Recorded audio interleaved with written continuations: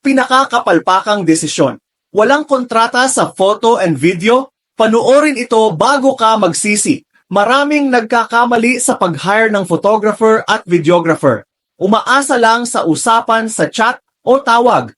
Walang malinaw na kontrata. Pero kapag may problema na, biglang nagka-aberya sa schedule, hindi natapos ang edit o hindi na ibinalik ang bayad, walang habol. Ang kontrata, hindi yan para sa formalidad lang. Protection yan para sa parehas na partido. Dito klaro kung ano ang deliverables, deadlines, payment terms, cancellation policy, at kung sino ang may karapatan sa mga kuha. Paano kung biglang nawala sa ere ang supplier at wala kayong kasulatan? Paano kung ginamit nila ang video mo sa ads na walang paalam?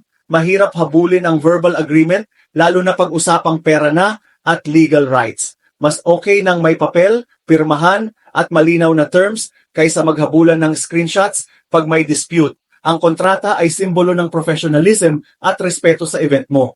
Mas panatag ka, mas secured ang alaala mo.